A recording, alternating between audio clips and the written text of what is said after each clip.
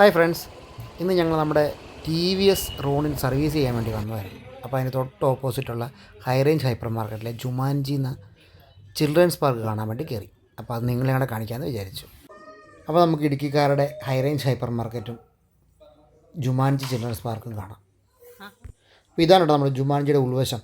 ഇവിടെ കൂടുതലും വെർച്വൽ ഗെയിംസാണ്, അല്ലാത്ത പ്രാക്ടിക്കൽ ഗെയിംസും കുറച്ചൊക്കെ ഉണ്ട്.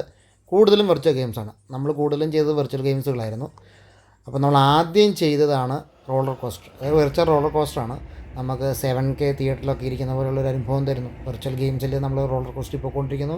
അതിൻ്റെ പ്രാക്ടിക്കൽ എഫക്ട്സ് നമുക്ക് ഇവിടെ ആ ചെയറിൽ തരികയാണ് ചെയ്യുന്നത്. നല്ലൊരു അനുഭവമായിരുന്നു അത്.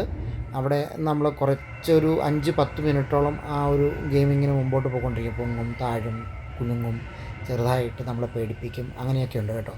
ഇത് കിഡ്സ് പ്ലേയിങ് ഏരിയ ആണെങ്കിലും നമുക്ക് അഡൽസിന് കളിക്കാവുന്ന ഗെയിംസും കുറേയൊക്കെ ഉണ്ട് കേട്ടോ. ഇവിടെ റോളർ കോസ്റ്ററിൽ നിന്ന് ഇറങ്ങിയിട്ട് ഞങ്ങൾ നേരെ പോയത് ചിൽഡ്രൻസ് പ്ലേയിങ് ഏരിയയിലേക്കാണ്. ഇവിടെ ഒത്തിരി കിഡ്സ് ഗെയിംസ് ഉണ്ട് കേട്ടോ. കാർ ഗെയിമായി, കുതിരയായി, അങ്ങനെ അവർക്ക് കയറി ഇറങ്ങി ചാടി നടക്കാനുള്ള കുറേ സ്ഥലങ്ങളായി. പിന്നെ ചെസ്സുണ്ട്, പിന്നെ അങ്ങനെ കുറേ ഗെയിംസ് ഉണ്ട് കേട്ടോ. കുറേയൊക്കെ നിങ്ങൾ ഇതിൻ്റെ അത് കാണിക്കാൻ പറ്റുന്നില്ല, എല്ലാം ഒന്നും കാണിച്ചിട്ടുമില്ല. പിന്നെ അങ്ങനെ ഒത്തിരി ഗെയിമുകൾ നമ്മൾ ഇതിൻ്റെ അത് കണ്ടു. ബാസ്ക്കറ്റ് ബോൾ ഗെയിമുകളുണ്ട്. നമ്മൾ ഓരോ ബോൾ ഇടുന്നതനുസരിച്ചിട്ട് പോയിൻ്റ് കയറുന്ന ഓരോ സ്റ്റേജ് കയറി പോകുന്ന രീതിയിൽ കുറേ ഗെയിംസ് ഉണ്ട്. അങ്ങനെ ഒത്തിരി ഗെയിമുകൾ ഇതിനകത്ത് കുട്ടികൾക്ക് വേണ്ടിയിട്ടുണ്ട്. ഇവിടുന്ന് പിന്നെ ഞങ്ങൾ അടുത്ത സ്ഥലത്തേക്ക് പോയി. അടുത്ത് നമ്മൾ പോയത് ഗൺ ഷൂട്ട് ഗെയിമിലേക്കായിരുന്നു. അതും വെർച്വൽ ഗെയിമാണ്. നമ്മൾ റോളർ കോസ്റ്ററിൽ പോയിക്കൊണ്ട് എയിം ചെയ്ത് ഷൂട്ട് ചെയ്യണം. അതിനുള്ള പ്രാക്ടിക്കൽ എഫക്ട്സൊക്കെ നമുക്ക് അവിടെ തരുന്നുണ്ട്. നമ്മൾ ശരിക്കും ഈ റോളർ കോസ്റ്ററിൽ പോകുന്ന പോലെ അങ്ങോട്ടും ഇങ്ങോട്ടും തിരിഞ്ഞും മറിഞ്ഞും നിന്ന് പോകുന്ന രീതിയിൽ പോകണം.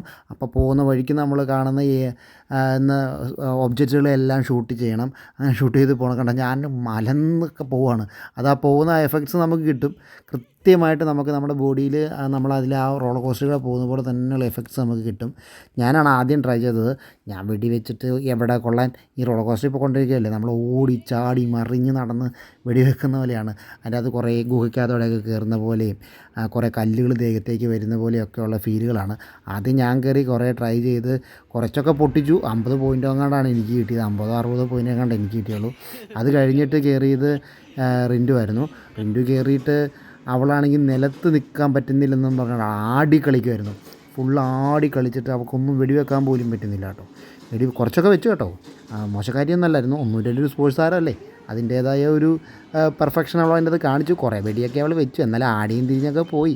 ആ പലകയിലാണ്, ആ കണ്ട പലകയാണ് കേട്ടോ നമുക്ക് അതിൻ്റെ ആ പ്രാക്ടിക്കൽ എഫക്റ്റ് കിട്ടുന്നത്. അതിങ്ങനെ അങ്ങോട്ടും ഇങ്ങോട്ടും മൂവ് ചെയ്യുന്ന രീതിയിലുള്ളൊരു പലകയാണ്. അതിലാണ് നമുക്ക് അതിൻ്റെ ആ ഫുഡിലാണ് നമുക്ക് അതിൻ്റെ ഒരു പ്രാക്ടിക്കൽ എഫക്റ്റ് നമുക്ക് കിട്ടുന്നത്. നമ്മൾ ആ റോളർ കോസ്റ്റർ പോകുന്നതനുസരിച്ച് നമ്മൾ അങ്ങോട്ടും ഇങ്ങോട്ടും ചെരിയുന്ന ആ പലകയുടെ സെറ്റപ്പിലാണ് കേട്ടോ. എന്നിട്ട് അവളാണെങ്കിൽ നിലത്ത് നിൽക്കാൻ പറ്റുന്നില്ലാതെ കിടന്ന് ആടുമായിരുന്നു. ആടി കളിച്ച് അവസാനം അവൾക്ക് ഛർദ്ദിക്കാൻ വരുന്നത് വരെ പറയുന്നുണ്ടായിരുന്നു. കണ്ണിൽ അതങ്ങനെ കണ്ണ് മൂടി വെച്ചിട്ട് നമുക്കതങ്ങനെ ഒരു എഫക്റ്റ് കിട്ടുമ്പോഴത്തേനും, എന്നിട്ട് ഈ കുലുക്കും കൂടെയൊക്കെ ആകുമ്പോഴത്തേനും ഛർദ്ദിക്കാൻ വരുന്നെന്നുള്ള അവസ്ഥയിലേക്ക് വരെ അവൾ എത്തിയായിരുന്നു കേട്ടോ. അവസാനമായപ്പോൾ തന്നെ അവൾക്ക് നിലത്ത് നിൽക്കാൻ പറ്റാത്ത അവസ്ഥയിലേക്കായിരുന്നു അവിടെ അവളെത്തിയത്. കൊണ്ട് എനിക്ക് ആടി കളിക്കായിരുന്നു. ആടി എന്ന് പറഞ്ഞു കഴിഞ്ഞാൽ നിലത്ത് കാലുറയ്ക്കുന്നില്ല, കാല് വിറയ്ക്കുക ചേട്ടായി എന്ന് പറഞ്ഞായിരുന്നു അവൾ നിന്നത്. അവിടെ ആ ഹാർനസ്സൊക്കെ ഇട്ടായിരുന്നിട്ട് പിന്നെ നമ്മൾ നിലത്ത് പോകുന്നില്ല. നമ്മൾ എന്നാലും ആടിയൊക്കെ പോകും കേട്ടോ. അവരവിടെ നമ്മൾ അറ്റൻഡ് ചെയ്യാൻ നിൽക്കുന്നവർ അത് കൃത്യമായിട്ട് നമ്മൾ പിടിച്ചൊക്കെ നിർത്തും. സേഫ്റ്റി ഇഷ്യൂസൊന്നുമില്ല.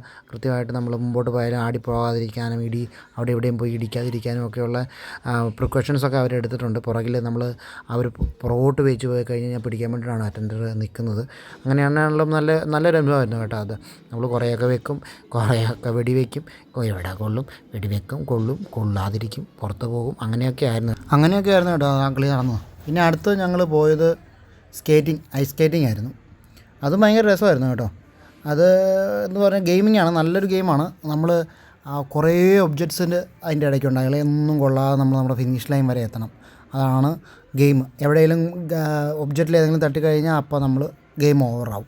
അങ്ങനെ പോകുമ്പോൾ ആദ്യം അവളാണ് ട്രൈ ചെയ്തത്. അവൾ കുറച്ചോടിയപ്പോഴത്തേനും അവൾ ഒരു ഹൾക്ക് വന്ന് ഇടിച്ച് അവളുടെ ഗെയിം ഓവറായിപ്പോയി.